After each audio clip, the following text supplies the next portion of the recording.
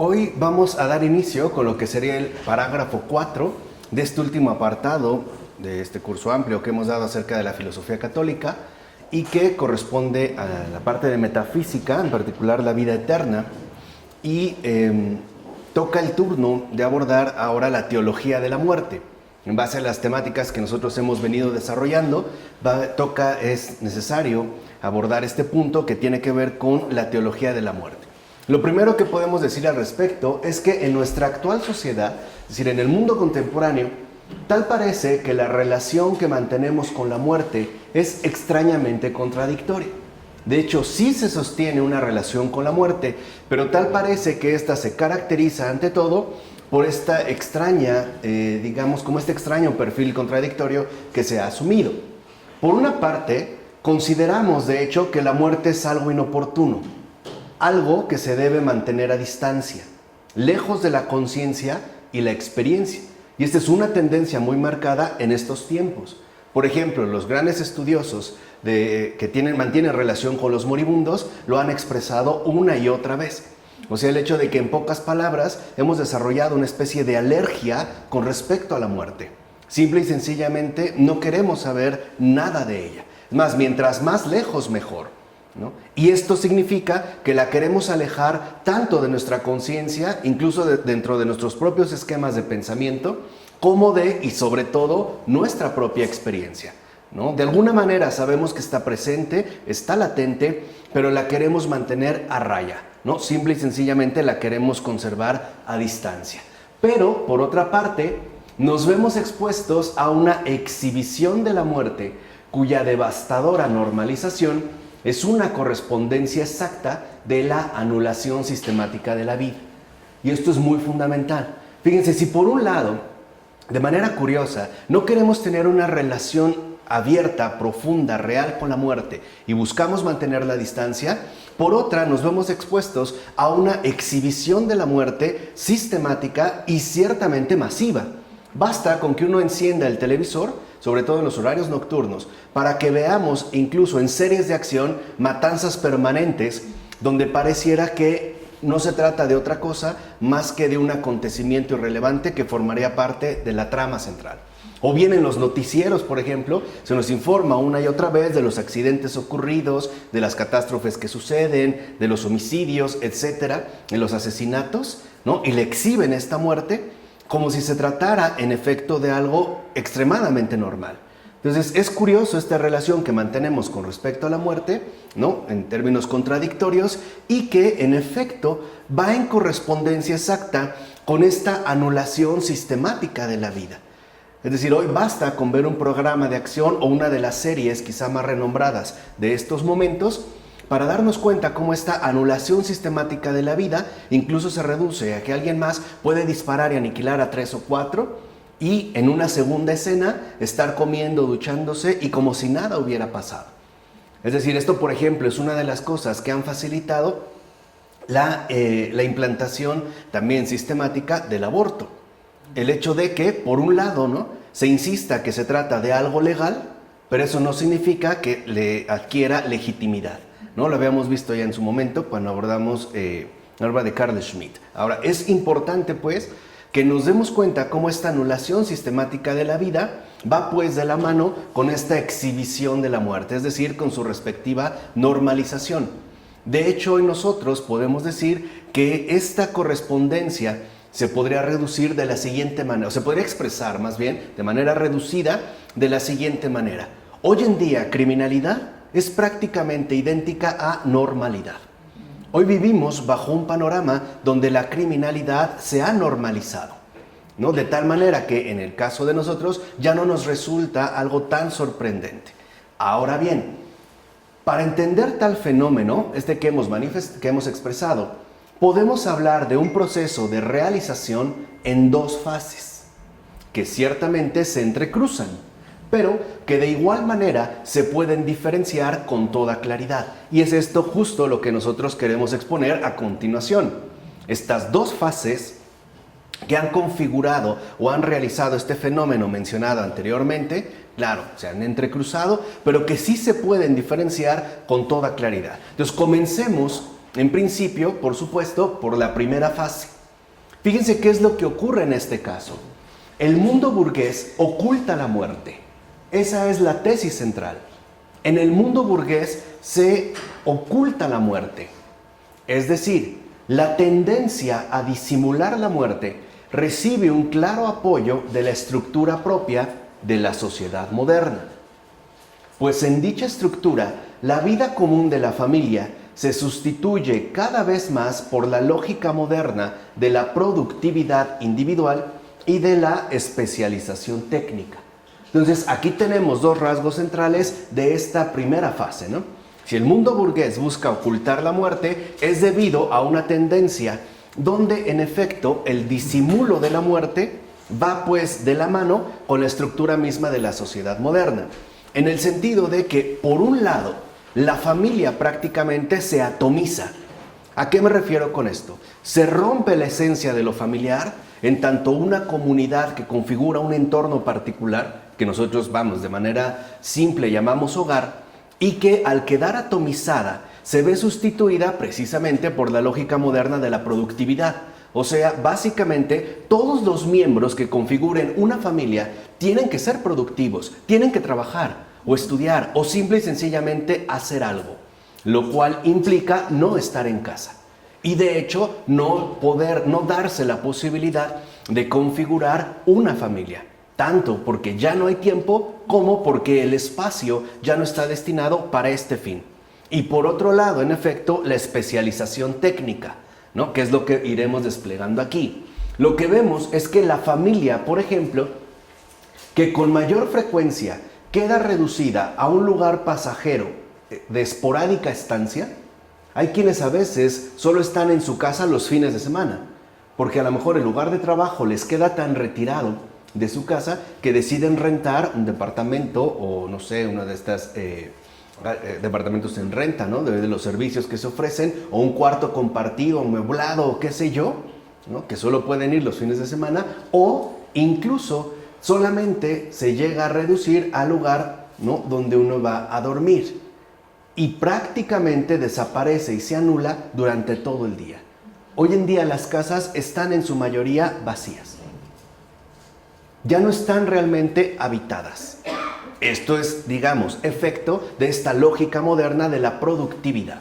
Los seres humanos tienen que hacer algo, tienen que producir. No pueden ser unos inútiles del sistema. Tienen que ser productivos, tienen que trabajar, tienen que ganar dinero y tienen que llenarse de 1001 actividades. Incluso vemos como, por ejemplo, ¿no? Las personas inmersas en esta lógica moderna de la productividad, aun cuando no han estado todo el día en su casa y llegan, no sé, en la noche, aún ese espacio todavía, ¿no? lo asumen bajo esta lógica al irse, por ejemplo, al gimnasio, a hacer su rutina de 1:30 o de 2 horas, o irse a hacer su meditación en yoga, o irse a tal cosa. De tal manera que, en efecto, ¿no? Solo será el lugar, ¿no? La casa que corresponde, un lugar meramente para dormir. Por lo tanto, la familia no puede ser ya el lugar protector que reúne a sus respectivos integrantes en nacimiento, vida, enfermedad y muerte. Y esto es esencial. Hoy en día, debido a esta lógica moderna de la productividad, simple y sencillamente la familia desaparece como un lugar verdaderamente protector. Vamos, si lo quisiéramos nosotros expresar en términos más sencillos, podemos decir que hoy vemos la emergencia, el surgimiento de casas muy bonitas y sofisticadas, pero que en realidad representan la anulación de los hogares. Si por hogar entendemos este espacio particular donde la familia se configura como una zona de protección y de resguardo. Y sobre todo en esos cuatro momentos determinantes. El nacimiento. Hoy prácticamente las personas no nacen en su casa, no nacen en un hogar, nacen en clínicas especializadas, ya sea particulares o no particulares. Pero ya la familia, si lo ven, en principio ya no acoge a sus respectivos miembros, que ya empiezan a ver por dónde va la cuestión de la especialización técnica. O sea, un poco lo que quiero que vean es que al parecer la cuestión familiar la hemos relegado a los llamados especialistas y por supuesto a las instituciones especializadas en tales cosas. Por ejemplo, las clínicas de maternidad, Ahora, nuestra vida ya no se configura realmente dentro de y en torno a la familia. Muchas veces nuestra vida se desarrolla de una manera completamente ajena a nuestro entorno familiar. Y por no hablar de la enfermedad. Hoy generalmente cuando una persona padece una enfermedad, esta persona es canalizada a una respectiva institución especializada. De tal manera que entonces la familia tampoco ya cubre esa dimensión de enfermedad y mucho menos la muerte. Hoy las personas ni siquiera mueren en su casa, mueren en su mayoría en los hospitales. Y muchas veces, si por ejemplo llegan a morir debido a un accidente, ya no vuelven a su hogar. Serán remitidos al servicio forense, a hacer un estudio, de ahí a hacer la reclamación del cuerpo, de ahí los trámites ya bien manejados pues de las agencias funerarias, lo irán a recoger en su carroza, lo llevarán, lo prepararán y finalmente lo expondrán o lo exhibirán, a la manera de un objeto museístico, claro, por una duración temporal breve, en el respectivo velorio o el funeral que se lleve a cabo. En este caso, las agencias funerarias. Entonces, lo que quiero que entiendan es que hoy, por ejemplo, cuando una persona se dice ser defensor de la familia, tiene que entender qué es lo que está ocurriendo. Porque si no, digámoslo de una vez, solo hace el ridículo.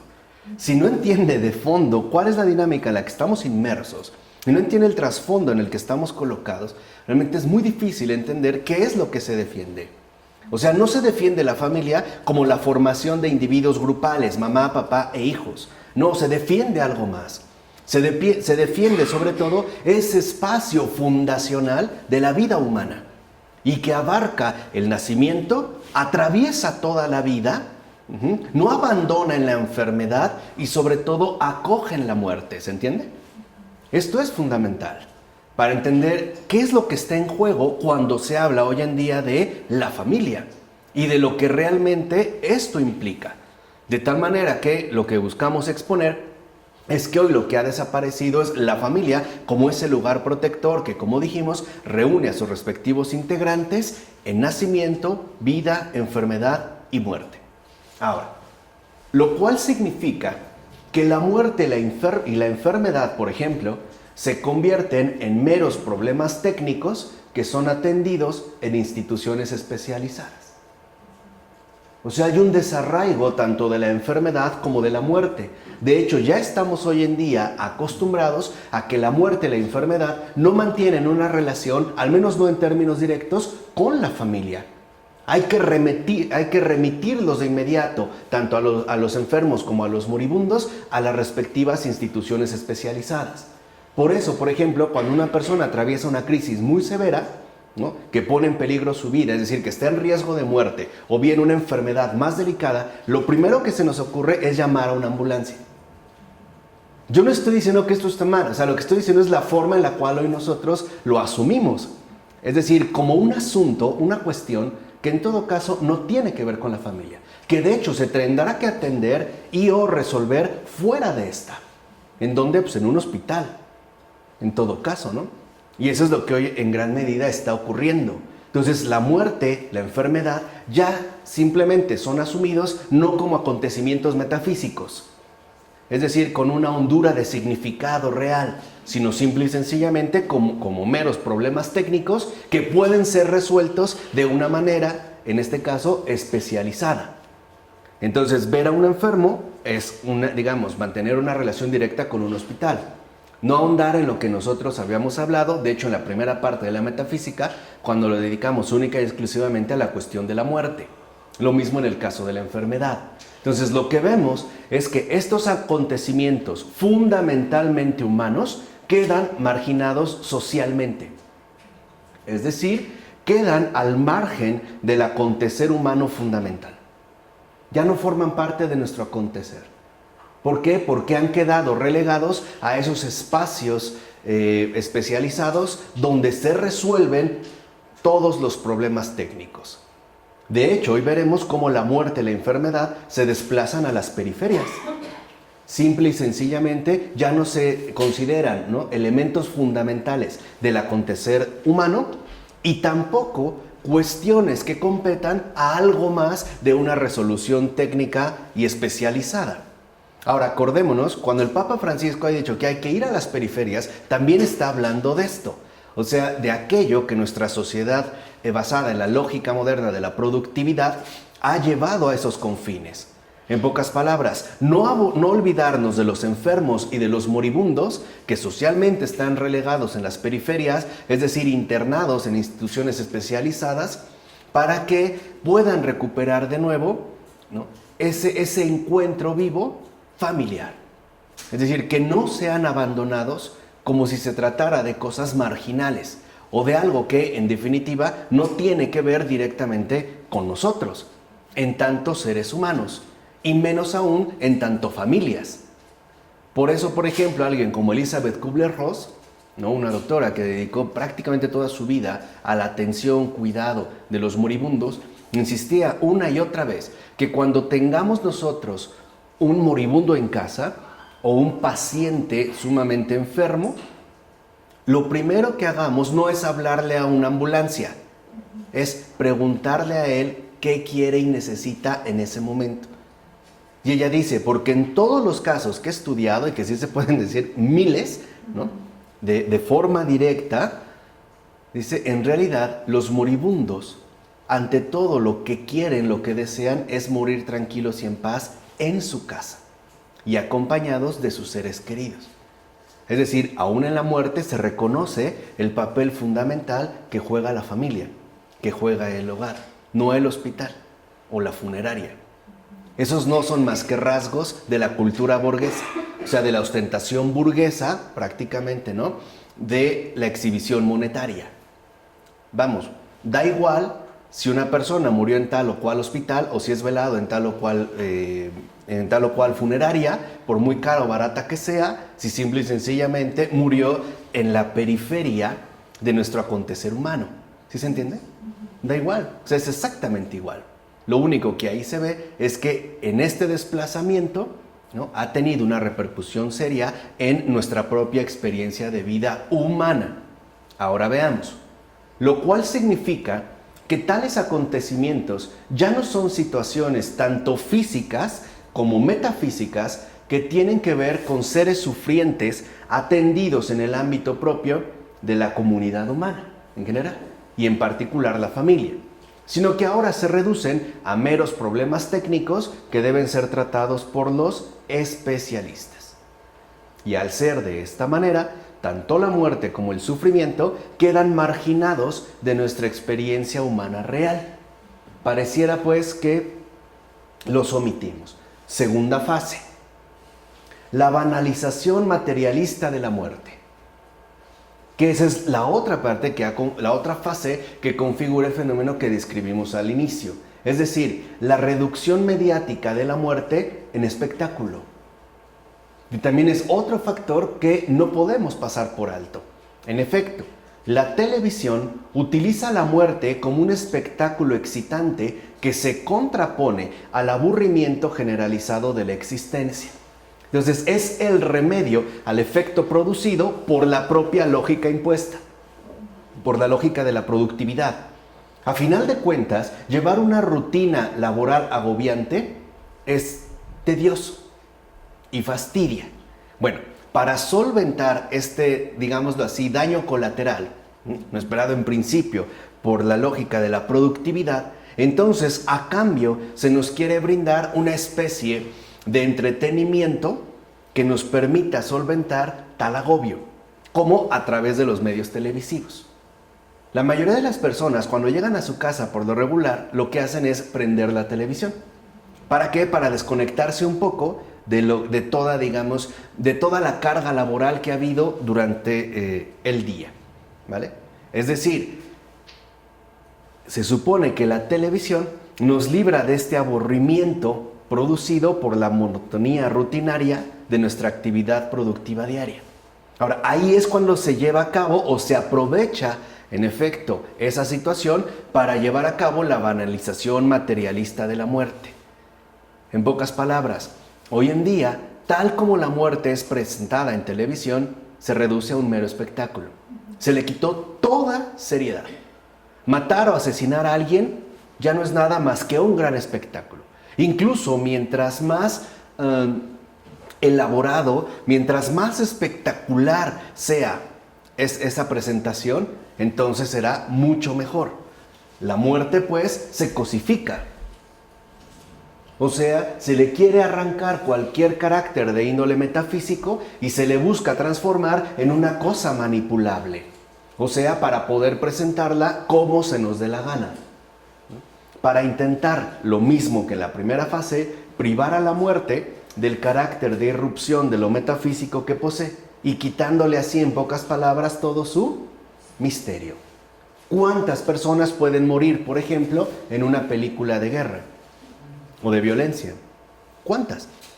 Y al parecer todas estas bajas, ¿no?, se reducen a algo enteramente banal. Incluso hay escenas muy particulares donde los vencedores, ¿no?, los héroes de las pantallas, pueden caminar entre los cuerpos recién asesinados, recién caídos, y como si nada. De hecho, para nosotros, por ejemplo, estos efectos nos hacen considerar que se trata de bultos, pues, que la muerte no es un misterio, que la muerte no posee significado, que no es más que un acontecimiento más entre otros. Esa es la banalización, en este caso, de la muerte.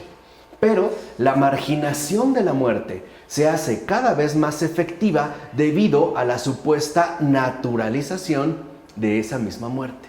O sea, se nos quiere convencer una y otra vez que la muerte es algo natural, que es el ciclo de la vida, que no pasa nada, que tarde o temprano, a final de cuentas, tenías que morir, ¿no? Porque es lo natural.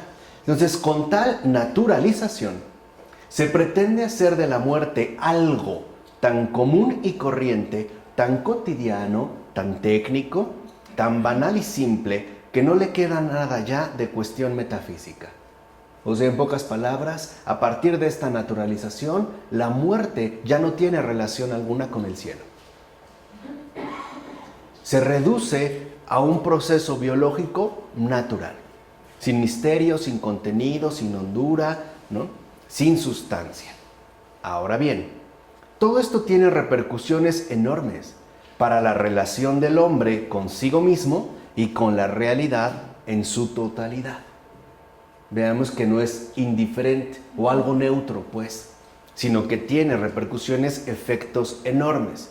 Recordemos que las letanías de los santos explican la postura de la fe cristiana frente a la muerte con esta petición: a subitania morte liberanos Domine.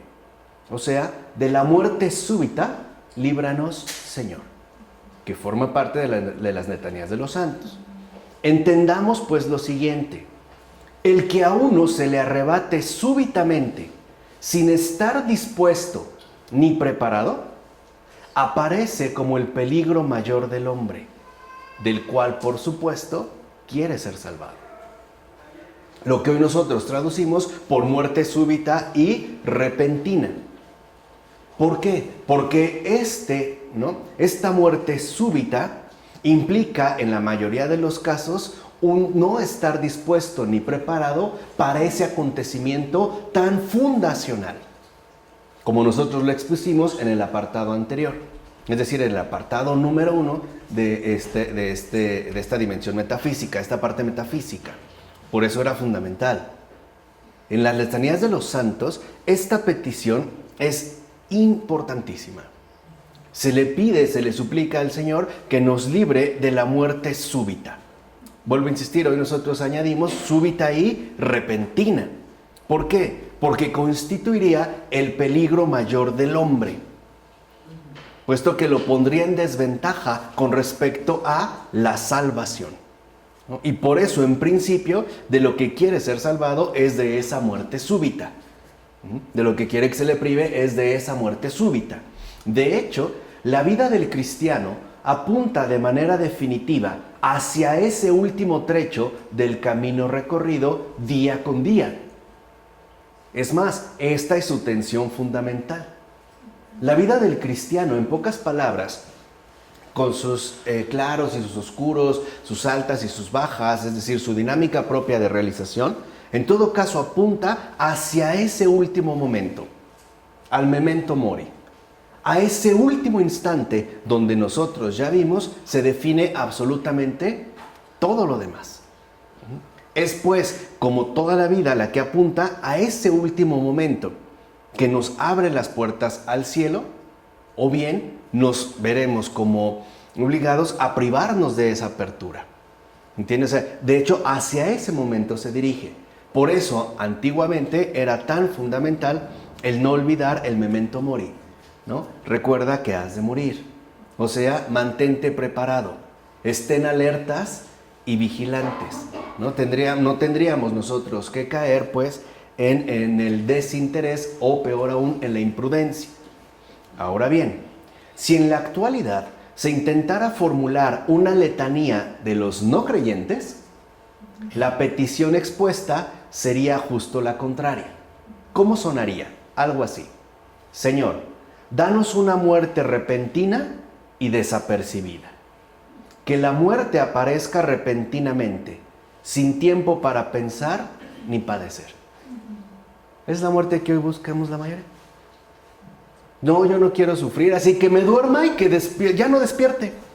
Que no sufra lo más mínimo, que no esté sufriendo, que no me cause dolor, que no haga sufrir a mis familiares, claro, ¿no? Porque lo pintamos con un montón de bondades para en realidad disfrazar nuestra postura de no creyentes. Hoy queremos esta muerte, ¿no? Desapercibida, suave, es más bella, ¿no? ¿Qué mejor podemos pensar que aquel que se fue a dormir y ya no despertó? No sufrió, no nos hizo gastar, no nos hizo preocupar, tampoco desvelar ni comprar café y pan o qué sé yo, ni andar con los papeleos. Simplemente se quedó dormidito, ¿no? Como dormidito, repentina y desapercibida. Bueno, esa es la petición de los no creyentes. Ahora, lo primero que esto demuestra es que no se ha conseguido anular plenamente el miedo metafísico. Que yo ya no me detengo porque ya lo vimos en el apartado anterior cuando hablamos del miedo a la muerte. Y por eso se quisiera domesticar y naturalizar la muerte, haciéndola aparecer como algo producido y controlado por el hombre. Es decir, anulándola como cuestión que de hecho supera la técnica y que de fondo atañe al ser humano, al ser del hombre como tal. Por eso tanto, digamos, ¿no?, las campañas publicitarias y todos estos bombardeos ideológicos de la eutanasia. Porque el objetivo fundamental de la eutanasia es naturalizar la muerte. ¿Cómo? Haciéndonos creer que se trata de un proceso natural que nosotros podemos producir y controlar. ¿Se entiende? O sea, encaja muy bien con lo que ahorita nosotros hemos expuesto. Además de que, si lo ven, la eutanasia en efecto parece proporcionarnos la mejor de las muertes posibles. Una muerte desapercibida, indolora y como natural, ¿no? Entrar en un estado de dormición en el cual uno ya no va a despertar. Incluso a lo mejor viendo el paisaje que más quiere o comiendo después de haber comido el platillo favorito o qué sé yo. Como de hecho, ¿no?, están algunas de las clínicas, especialmente en Suiza, que es justamente lo que ofrecen.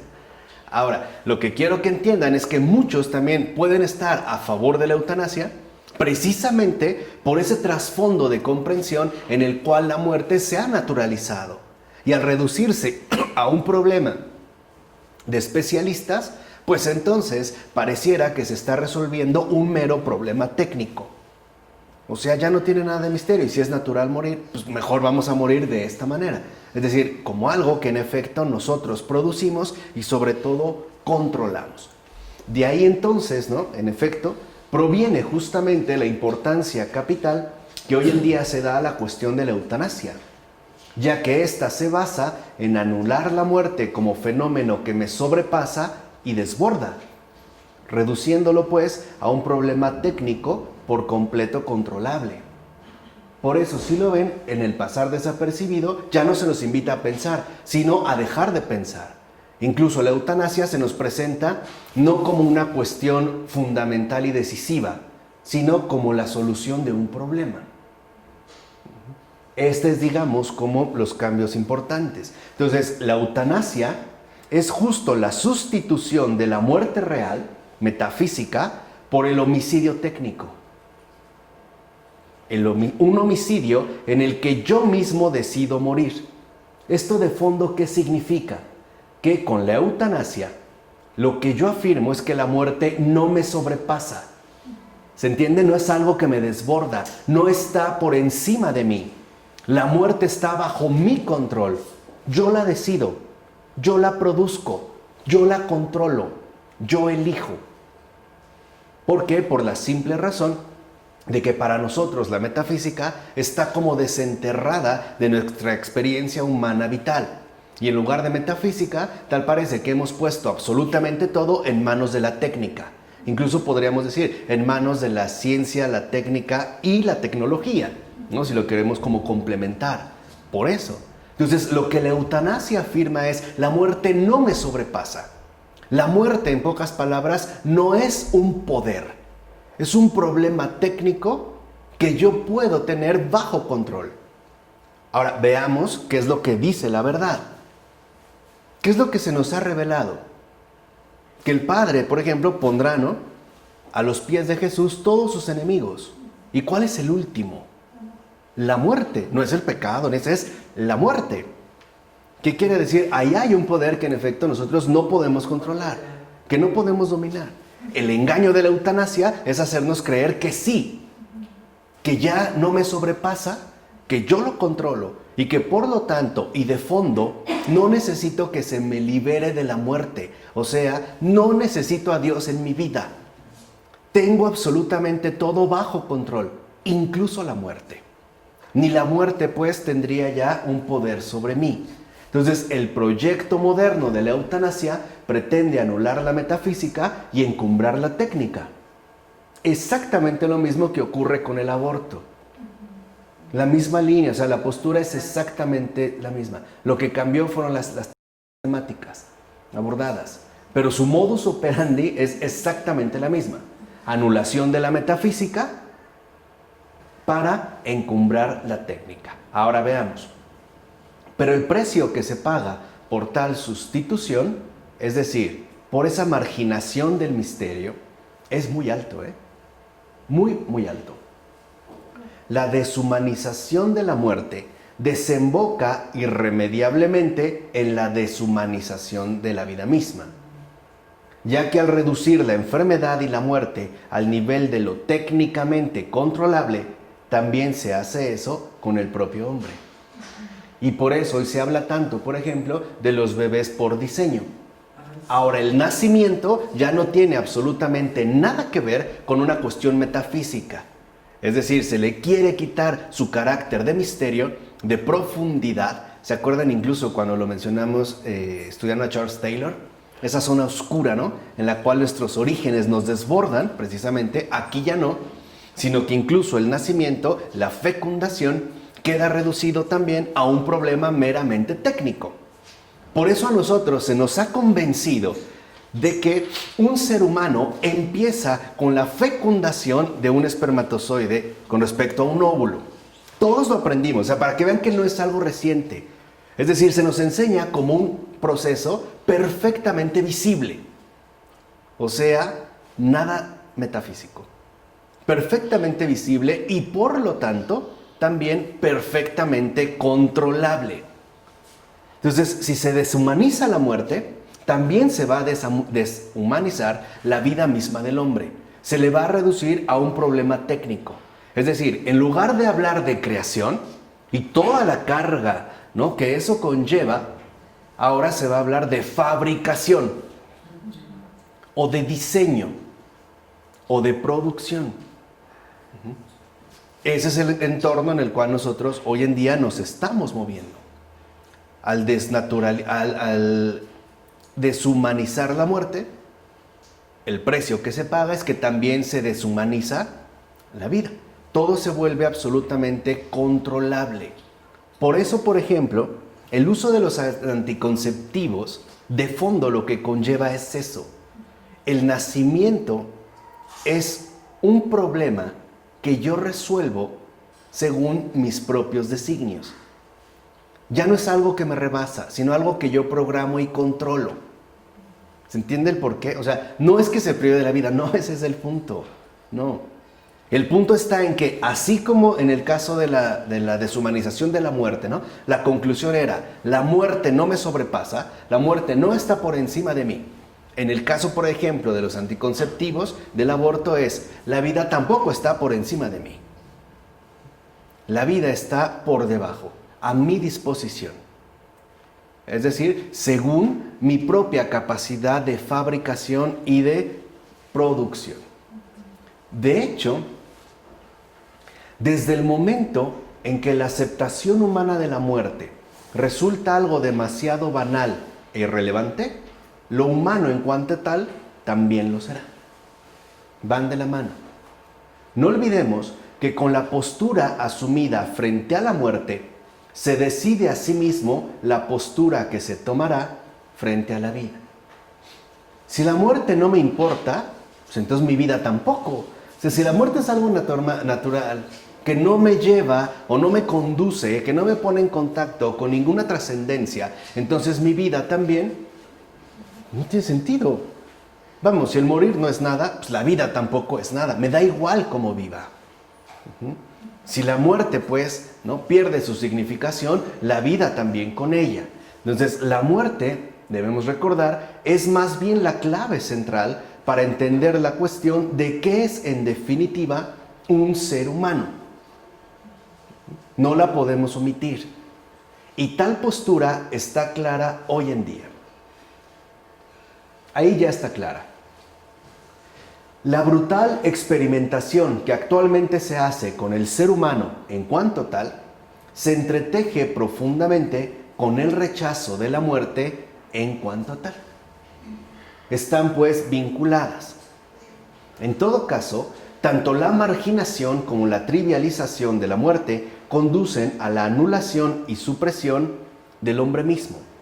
Si la muerte no es nada, si la muerte carece realmente de un significado, si la muerte, insisto, no nos pone en contacto con una trascendencia, entonces la vida que nosotros llevemos carece de orientación, carece de finalidad. La muerte, pues, ya no es vista como una finalidad, sino como un final, justamente como termina una película. Se acabó el espectáculo, terminó el show, ya, se acabó todo. Cuando en realidad es cuando empieza verdaderamente todo. Es el comienzo de la totalidad. Por eso alguien como San Agustín decía de una manera muy perspicaz, ¿no? Que no te preocupe la muerte. Preocúpate por lo que viene después de la muerte. Porque ahí sí se viene el todo por el todo, ¿no?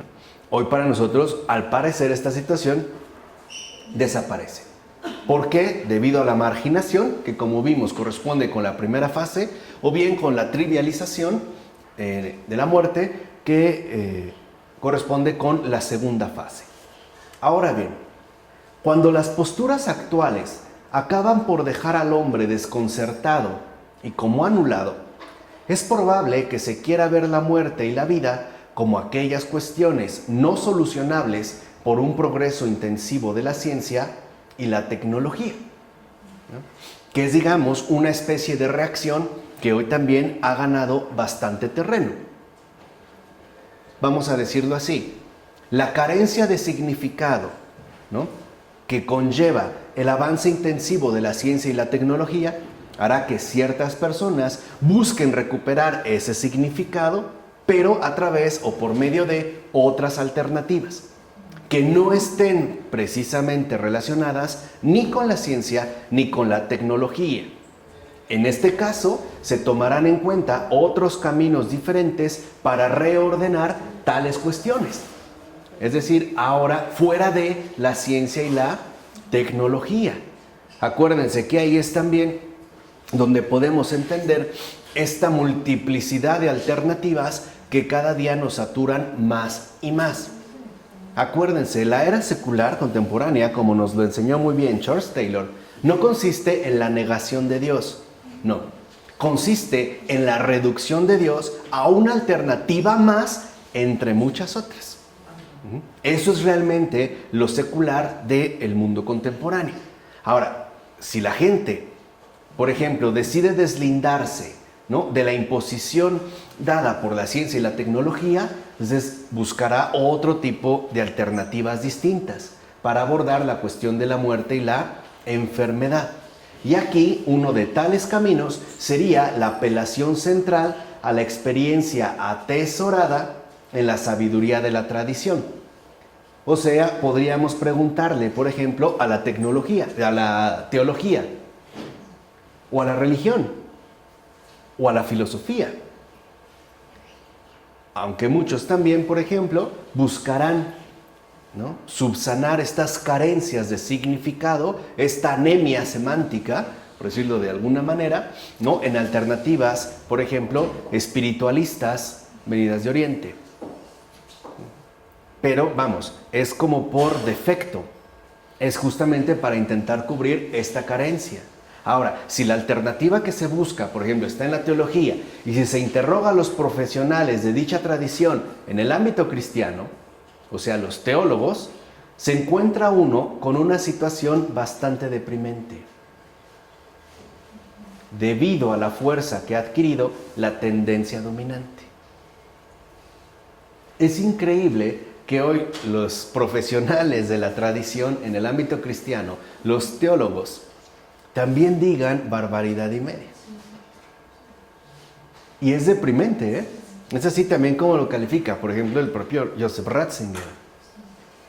Podemos decir el más grande teólogo de estos tiempos. O sea, es impresionante que la teología, en gran medida, está fuertemente influida por la tendencia dominante. Vamos, en gran medida también no ha sido inmune a este fenómeno de errorización que nosotros denunciamos una y otra vez desde todos los ámbitos posibles que somos capaces de mencionar y abordar. En el caso de los teólogos, por ejemplo. Y esta, por ejemplo, lo veremos, ¿no?, que una tendencia bastante difundida se encuentra dada a partir de la antítesis insuperable entre el pensamiento bíblico y el griego.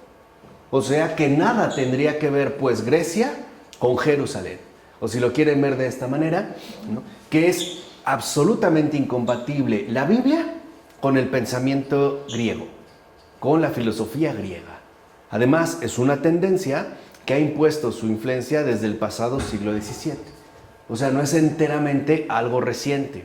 Y en general, esta tendencia, ¿no?, que sostiene la antítesis, la incompatibilidad insuperable entre el pensamiento bíblico y el griego, afirma lo siguiente: que la interpretación griega de la muerte, influida plenamente por Platón, es idealista y dualista.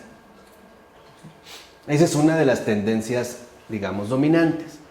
En este caso, la materia se considera como mala en sí misma y únicamente lo inmaterial, la idea, es lo positivo, la realidad verdadera.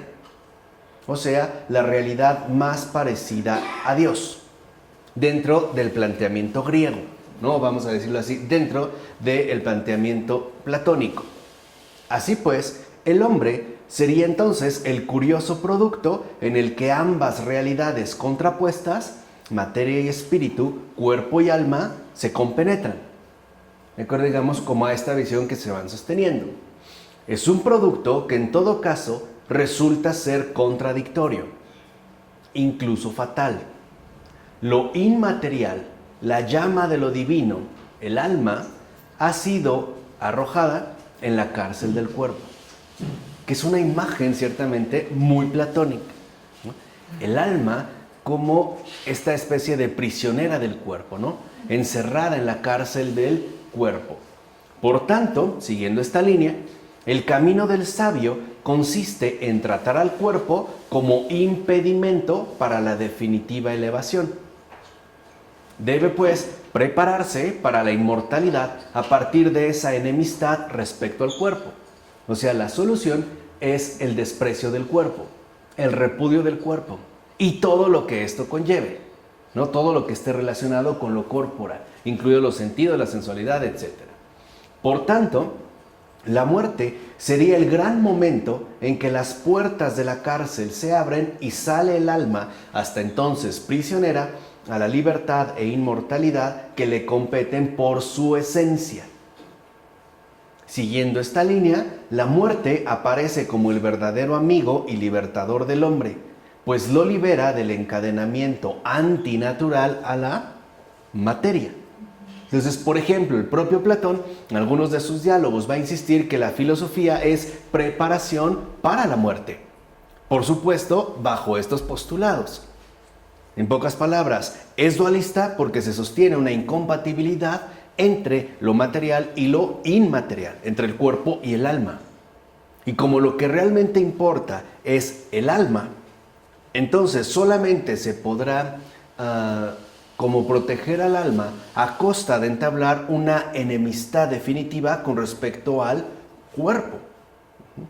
Por eso, por ejemplo, Platón, a su vez fuertemente influido por Pitágoras y por la secta pitagórica, propondrán ejercicios severos con respecto a la alimentación. No lo hacen tanto por, digamos, una cuestión de fondo, sino por este desprecio al cuerpo para poder exaltar el alma. ¿Se entiende? Por eso incluso van a tener prohibidos algunos alimentos, por los trastornos que pueden producir, particularmente las habas y en general las leguminosas. Vamos, por las flatulencias que producen y la inflamación estomacal, así como la carne, por ejemplo, ¿no? De hecho, van a proponer como una vía enteramente vegetariana. ¿Por qué la carne, debido, por ejemplo, a la proteína que posee, pues puede producir la estimulación corporal, sobre todo en el caso del varón? ¿Vale? O sea, tendría pues una relación con la genitalidad. Entonces, por eso la evitan. ¿Qué quiere decir? Que en este planteamiento dualista, ¿no?, el alma y el cuerpo simple y sencillamente no tienen nada que ver. Por eso la muerte se presentaría como el gran libertador, ¿no?, del hombre. Y como exponente de esta sublimación idealista de la muerte aparece el Sócrates platónico, que va a la muerte como a una fiesta, encomendando en el momento de expirar que se ofrezca un sacrificio al dios de la vida, Apolo, e indicando así que la muerte es el verdadero nacimiento, es decir, el verdadero encaminarse hacia la vida. En pocas palabras, de acuerdo con esta sublimación idealista, la muerte es la genuina redención. Es aquello que nos redime de nuestra esclavitud corporal, de nuestra limitación material y por lo tanto de nuestra verdadera condición inaceptable. Ahora, aquí se ve claramente una conclusión que tuvo una importancia enorme en las últimas 4 décadas para la cuestión sobre la fe cristiana y su anuncio. Por eso expusimos brevemente el panorama de fondo. La fe en la inmortalidad del alma, se dice, procede de este pensamiento griego, de índole platónico que acabamos de mencionar. Esto es, de ese pensamiento platónico de tipo idealista, enemigo del cuerpo, que no tiene nada que ver con el pensamiento bíblico. Y es una tendencia que ha ganado mucha fuerza durante las últimas 4 décadas. O sea, en síntesis, que la inmortalidad del alma es un concepto griego, que eso en la Biblia simple y sencillamente no aparece, ni está presente. Pues en el pensamiento bíblico, muy al contrario, se mira al hombre en su totalidad y unidad indivisible en tanto criatura de Dios. En este caso, la muerte tampoco se interpreta idealistamente, sino que se experimenta como el enemigo destructor de la vida en su conjunto, es decir, en su completo y crudo realismo. No se le idealiza a la manera platónica, ¿no?, a través de la figura de Sócrates, sino que se asume con su crudo realismo, o sea, como esta destrucción radical de la vida en su conjunto, la cual incluso puede quedar manifiestamente expresada a partir de la putrefacción del propio cuerpo. Ahí se verían, pues, ¿no?, como los efectos auténticos, crudos, realísticos de la muerte. No hay por qué suponer, en pocas palabras, que la muerte es algo bueno. Simple y sencillamente apunta, ¿no?, se perfila como el enemigo destructor de la vida. Fíjense, no se pierdan, estamos hablando de esta postura antitética, ¿no? Que dice en pocas palabras que lo griego no tiene nada que ver con lo bíblico. Bueno, y se sostendrá que es únicamente la resurrección de Cristo la que trae una nueva esperanza, sin por ello quitarle nada a la totalidad de la muerte, en la que no es el cuerpo el que muere, sino el hombre quien muere.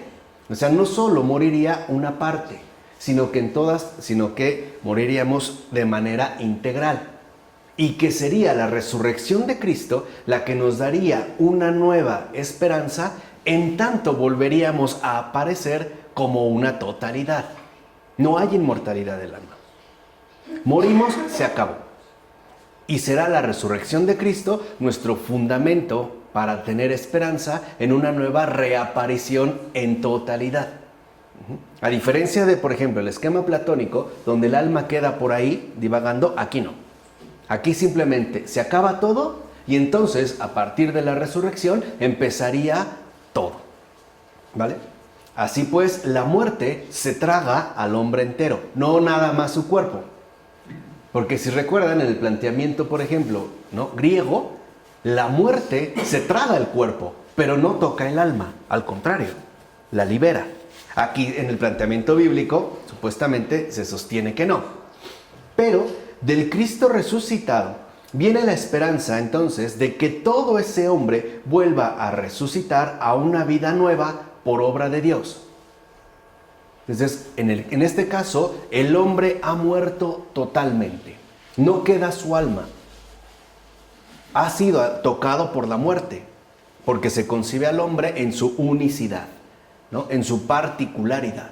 Y la resurrección lo que haría es volvernos a reaparecer de nuevo en nuestra propia unicidad. Entonces, antes de la resurrección, capul. Nada. Después de la resurrección, Otra vez. Todos los que Todos, ¿no? Digamos, un poco de cómo se va a sostener el planteamiento. Y en todo caso, la esperanza bíblica únicamente se puede expresar con el término resurrección, que presupone, como hemos visto, la totalidad de la muerte. Entonces, la resurrección presupone la totalidad de la muerte para poder entonces acceder a la totalidad de la vida. De esta manera, por ejemplo, algunos teólogos cristianos sostendrán la idea de que la inmortalidad del alma se ha de abolir por completo como algo, pues, que se opone de manera tajante al pensamiento bíblico. Pues algunos teólogos incluso dirán que el alma no es inmortal. Que esa idea de inmortalidad del alma, esa es griega, esa es platónica. Que si nos atenemos, ¿no?, con rigurosidad al planteamiento bíblico, el hombre muere completamente. Y será la resurrección de Cristo la que nos dé una esperanza de volver a reaparecer completamente. No hay pues un ínter en el cual el alma de alguna u otra manera se conserve. ¿Se entiende? De hecho, en algunos sectores de la teología puede verse plasmada esta radicalización de la totalidad de la muerte. O sea, morimos.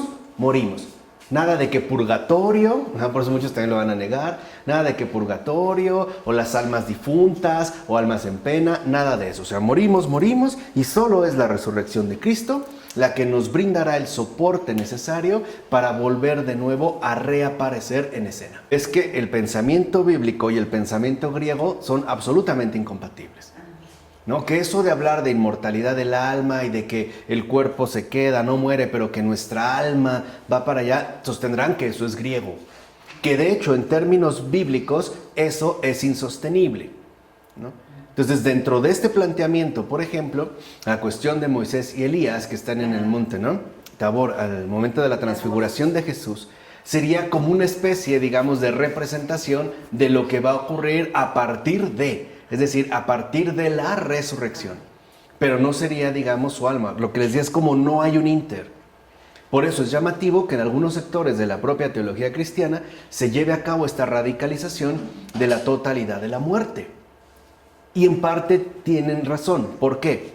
Porque al menos para el pueblo hebreo, el pueblo hebreo primitivo, El hombre no es dual, no está constituido por dos realidades antitéticas, vamos, sinteticémoslo, cuerpo y alma, sino que es una unidad viviente. De hecho, lo que la configura en viviente es el soplo divino. Por eso, cuando la persona en su totalidad muere y expira, devuelve el aliento divino al Creador. Y todo se acabó, porque no hay, digamos, dos dimensiones. Es unicidad. Entonces, a partir de ello, muchos quieren sostener que hablar de nuestra propia inmortalidad del alma sería un error. Porque eso sería una importación, digamos, equivocada del planteamiento griego, ¿vale? Es, digamos, lo que se quiere sostener en algunos sectores. De hecho, en tales sectores se acepta de un modo consecuente y radical el punto de vista saduceo del Antiguo Testamento, afirmando que el pensamiento bíblico no conoce ni inmortalidad ni resurrección.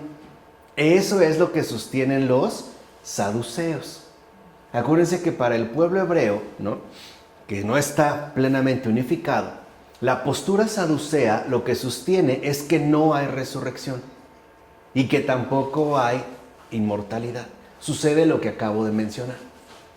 Claro, esa es una parte, pero no la es toda, ¿no?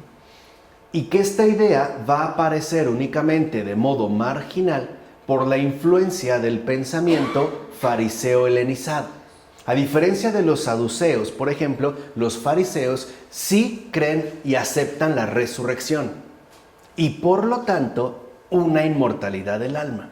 Pero lo que van a sostener es que los fariseos a su vez lo mantienen por la influencia que ha tenido Grecia en el pueblo hebreo. O sea, por la helenización que se ha llevado a cabo. O sea, un poco lo que quiero que entiendan es que hoy en día hay teólogos convencidos de que el alma también muere cuando muere el cuerpo. Vamos, asumen la totalidad de la muerte y van a sostener que la idea de la inmortalidad del alma es de hechura griega y que si se coló en el cristianismo es por la influencia que la cultura helénica tuvo en particular en el pueblo hebreo, pero que no sería algo genuinamente bíblico. O sea que la inmortalidad del alma, ¿no?, es más bien una cuestión griega, no una cuestión bíblica.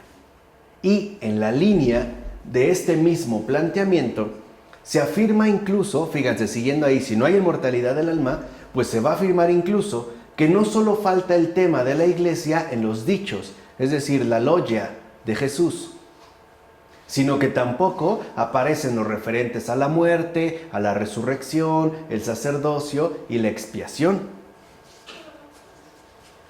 ¿Qué es lo que no les ha tocado? Que hay gente que dice, a ver, ¿en qué parte de la Biblia Jesús instaura el sacerdocio? ¿Dónde dice exactamente qué tal? ¿O dónde habla en concreto de tal? O de tal, ¿no? En los dichos, es decir, en la logia de Jesús, ¿no? En toda su enseñanza, en su tradición. Pues sí, lo dice. En el Antiguo Testamento se instituye el sacerdocio. No, pero dicen en las palabras propias de Jesús. Bueno, cuando instituye los 12 apóstoles, el hecho de amarlos ya instituye el sacerdocio. Claro. El llamado que es. Pero aquí van a decir que no. O sea, que no está... Ya está en la historia. Claro, exacto. O sea, que no está dicho claramente. Ahora, por ejemplo, estas consideraciones que hemos mencionado, ¿no?, van a poseer una cierta pertinencia, pero debida a la hábil manipulación que se hace de los textos bíblicos. Es decir, por la manipulación que se hace de la palabra, no realmente por su fidelidad y comunión con la verdad. O sea, vamos, no es como resultado de su ortodoxia, ¿verdad?, sino más bien de la manipulación. Ahora, pero lo más importante consiste en que tal postura no necesita la fe para poder compenetrarse con dicho texto. Claro, porque entonces todo se reduce a datos y exigencias actuales de comprensión. Ese es el problema grave que atraviesa la mayoría de biblistas. Consideran que la vinculación con la palabra no requiere la fe. En pocas palabras, que podemos también naturalizar la Biblia. Podemos tratarlo como un libro más entre otros libros. y que de hecho lo podemos reducir a un mero objeto de estudio, algo que está a nuestro alcance y que se puede convertir en algo enteramente entonces manipulable. Ese es el problema con muchos biblistas. Por eso te dicen, no, esta idea que tienes es equivocada, en la Biblia se refiere tal, y te dan así como una explicación que te deja como atontado, ¿no? Y absolutamente convencido de que tienen razón. Claro, porque se excluye la fe. O sea, se reduciría a un documento, ¿no?, estrictamente analizable. Ahora bien, lo que podemos suponer es que si se intenta analizar en profundidad el dato histórico-filosófico en orden a su realidad objetiva, se pone de manifiesto lo siguiente. O sea, si realmente nosotros no buscamos analizar en profundidad ese dato histórico, lo que se presenta es lo siguiente. En primer lugar, se verá que la contraposición estática de culturas y maneras de pensar, en este caso aquí griega y bíblica, es absurda si nos atenemos a la realidad histórica. O sea, no podemos pensar, ¿no?, una especie de permanencia estática entre culturas, impermeables unas con respecto a las otras, como si se pudieran conservar en una especie de pureza originaria, no contaminada por influencia alguna ajena a su propia cultura. En efecto, las grandes culturas y el pensamiento que se da en ellas no son productos estáticos, perfectamente distinguibles unos de otros. No podemos decir que esto es exclusiva y únicamente griego, o chino, o persa, o fenicio, o azteca, ¿no? Porque si hay un contacto históricamente ineludible entre estas culturas. Es más, la grandeza de una cultura se muestra en su capacidad de asimilación, es decir, en la fuerza que posee para dejarse enriquecer y cambiar. Sí hay pues un intercambio enriquecedor entre culturas. Es más, cuando hablamos de una gran cultura, nos referimos a que, en todo caso, su grandeza radica en que no se encierra únicamente en lo suyo, que no se petrifica en lo suyo, sino en que lleva en sí misma una dinámica de crecimiento. Eso es lo que configura y conforma una gran cultura, en base precisamente a la riqueza de recepción y aportación que posee, para la que le es esencial el intercambio de dar y recibir. O sea, no podemos perder de vista la íntima vinculación que realmente existe históricamente, objetivamente, entre culturas, así como existe igualmente entre personas. ¿Cuánta vinculación o relación tenemos con mucha gente? Ni siquiera lo podríamos determinar con entera precisión, ¿no? A lo mejor nuestro modo de hablar en particular proviene de fulano, de tal persona, o tal idea la adquirí de tal, o tal convicción me viene dada de tal, y no necesariamente se va a reducir a mi entorno más inmediato, por ejemplo, a mi familia. Muchas personas se han enriquecido, por ejemplo, a partir de la literatura, ¿no?, que han logrado asimilar y cuyos autores a lo mejor incluso puede ser que los hayan precedido durante muchos siglos. O sea, lo que quiero que entiendan es que no se trata de hablar de culturas originales. Si por originalidad entendemos exclusividad, impermeabilización, no hay pureza a ese respecto. Porque en lugar de pureza tendríamos que hablar de riqueza, de crecimiento, en donde se puede observar claramente esta dinámica propia de enriquecimiento y configuración históricamente dado. Es decir, la realidad de la historia aquí es fundamental.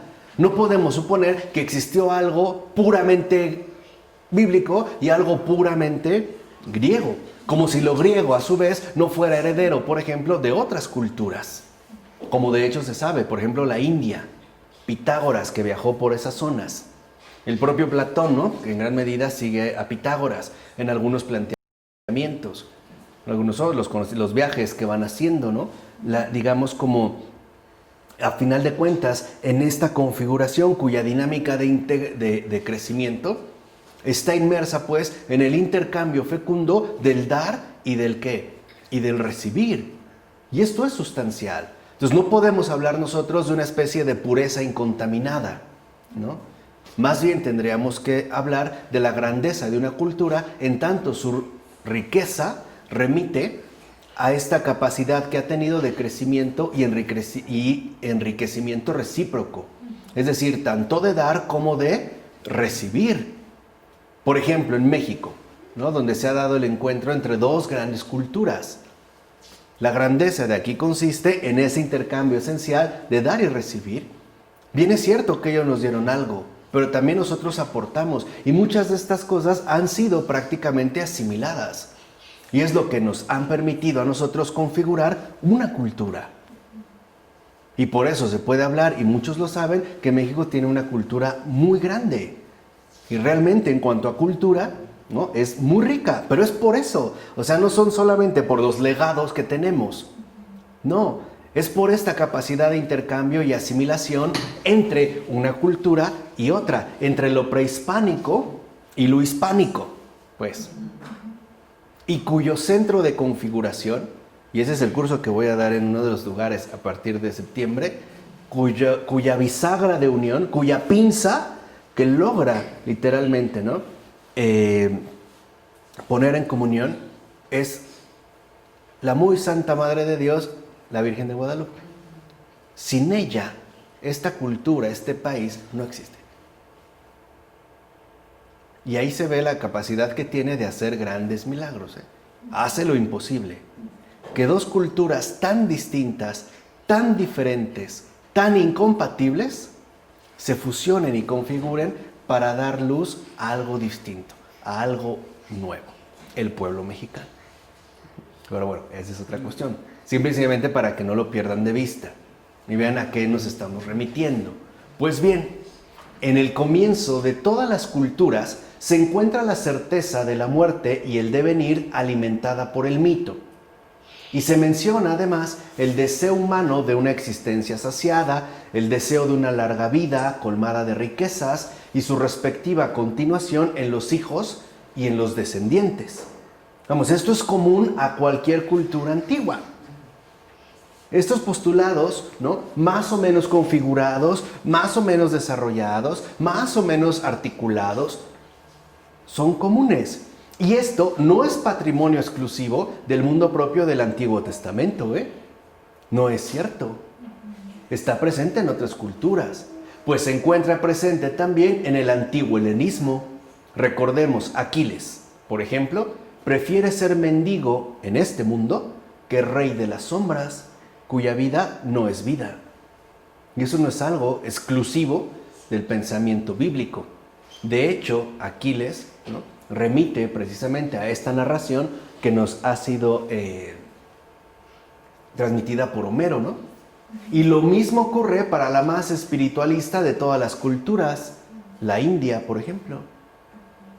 Comparten estos mismos postulados, pero habría que añadir que a pesar de todo, nunca se considera la muerte como muerte total en sentido estricto. Nunca.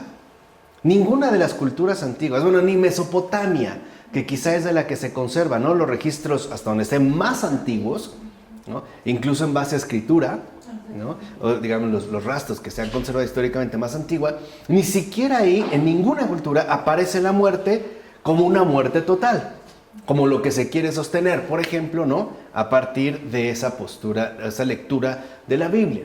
De hecho, siempre y en todas partes se piensa que, sea de la manera que sea, la existencia continúa. O sea, la pura nada, en sentido moderno, no resultó imaginable en absoluto. No era ni siquiera concebible. Siempre se consideró que de una u otra manera la existencia continúa. Es más, ¿no es hasta lo que presenta Dante Alighieri? ¿Qué pasa en su infierno, su purgatorio? ¿Es una especie de existencia modificada o no? No es la vida, pero no es la nulidad absoluta. ¿No es cierto? No lo es.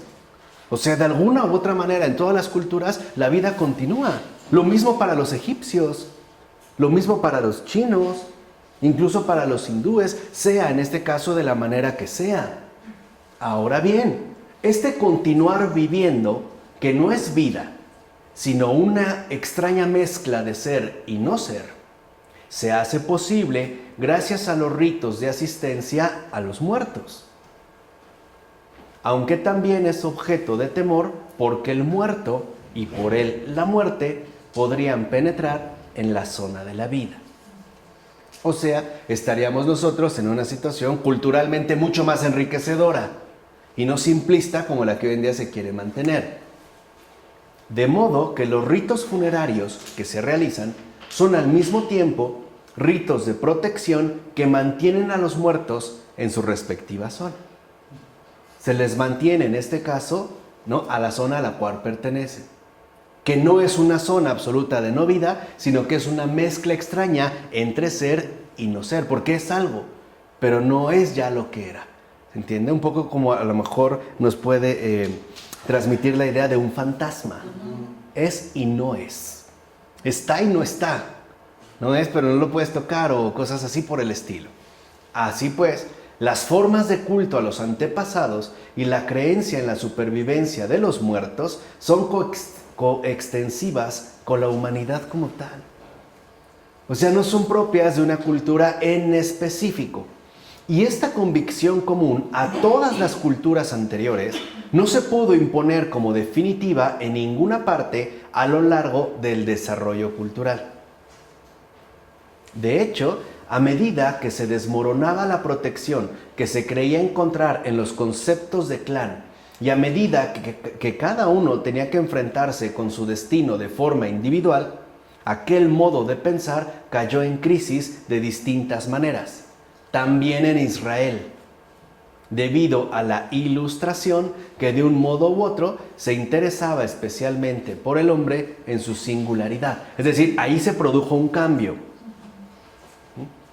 ¿Qué quiere decir? El propio acontecer de lo humano como tal conlleva una situación crítica donde se pasa de la seguridad puesta en el clan al tener que asumir el propio destino personal. Ya no solo se trata de que la muerte aparece, sino de qué pasa cuando yo muero.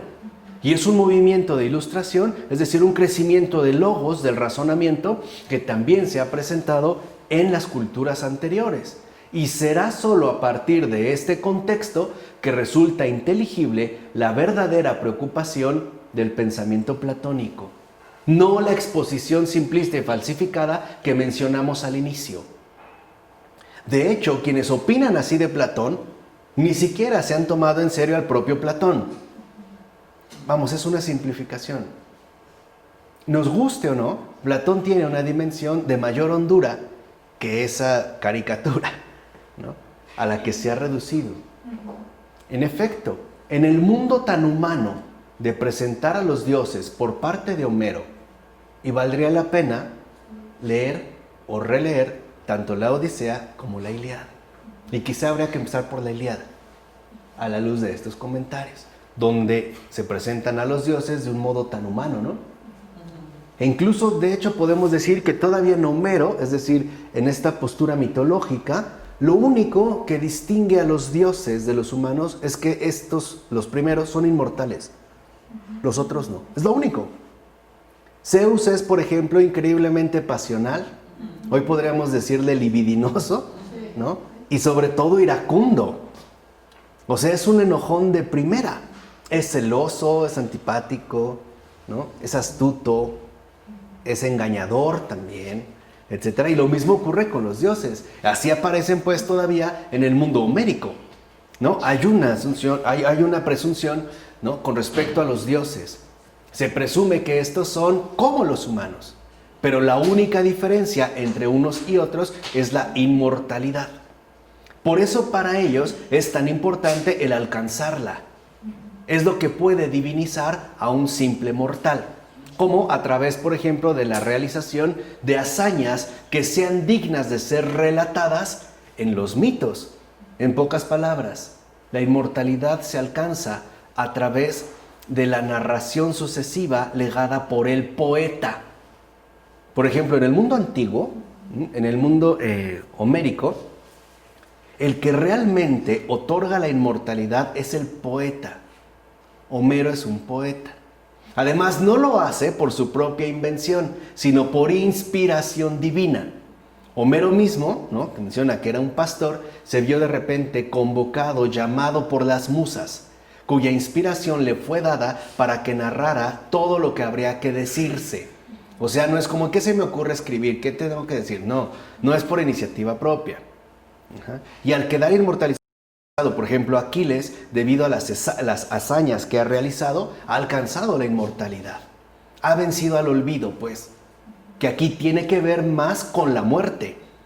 La muerte es quedar hundido en el olvido, donde ya nadie te recuerda, donde has quedado prácticamente, ¿no?, en el mundo de la sombra, de lo oscuro. Por eso era tan importante, por ejemplo, para los griegos, la competitividad.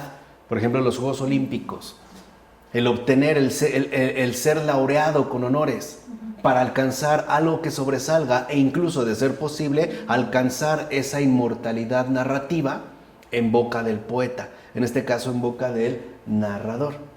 Ahora, decíamos que en el modo tan humano de presentar a los dioses por parte de Homero, se puede entrever ya algo de ironía y sin duda también de rebelión contra la arbitrariedad caprichosa de las potencias superiores.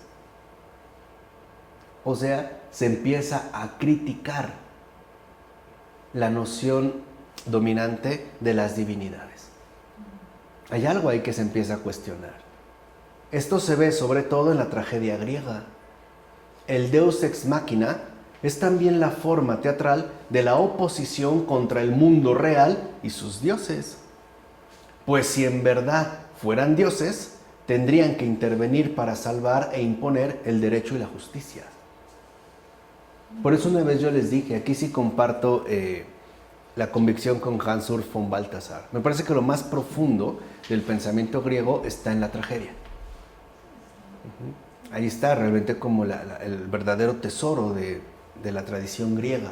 Y aquí lo que empezamos a ver es que el Deus ex machina simplemente lo que hace es poner en evidencia que los supuestos dioses griegos no son dioses, porque no imponen el derecho ni la justicia, ni intervienen para salvar. Están, al parecer, ¿no?, tan ocupados, tan interesados en sus propios asuntos, que no parece que no poseen la dignidad de un Dios. Y por eso habría que esperar otro Dios. ¿Sí se entiende un poco aquí el mensaje? O sea, tendría que esperarse otro Dios. Ese era un artilugio. El Deus ex machina era, por ejemplo, al acabar lo terrible de la tragedia. Acuérdense que en la tragedia, prácticamente, ¿no?, lo invencible es el destino. La Moira. Es esta Moira, ¿no?, tan potente, tan poderosa, es más, tan omnipotente, que ni los dioses pueden alterar. De tal forma que este destino siempre termina cumpliéndose, a pesar de las astucias o de los malabares, ¿no?, que realicen las divinidades. Por eso, al final de una tragedia, pues la gente queda en un completo desamparo. Haga lo que haga, nada va a cambiar. Nada va a cambiar. Suceda lo que suceda, el destino está marcado. Y aparte, si el destino al final se impone, ¿no?, hagan lo que hagan los dioses, pues entonces como que los dioses también son como impotentes, ¿no? Necesitamos otro Dios. Y por eso lo hacían descender mediante unas cuerdas al final de ello. Es decir, de fondo, ¿qué representaba ese Deus ex machina? Ese artilugio bajado, ese Dios salido de la máquina, ¿no?, al finalizar la tragedia. Pues era una esperanza de que esos no son dioses, de que el Dios verdadero no se equipara a esos supuestos dioses. Además, tiene un simbolismo muy hermoso. Claro. Venía de arriba, ¿qué? Abajo. Por eso para muchos cristianos, especialmente griegos, el mensaje era claro. Tenía que ver con la encarnación. El Dios que se ha bajado, que se ha hecho hombre, que ha venido del cielo a la ¿qué? A la tierra. O sea, no era algo meramente caprichoso, ¿no? Tenía una significación de fondo claro, tenía un simbolismo muy claro. Venía de arriba, No era que lo sacaban de abajo y se le caminando, no, lo bajaban entre cuerdas, un artilugio, y descendía literalmente, ¿no? De arriba a abajo. Y se esperaba que ese Dios, ese verdadero Dios, en serio salvara.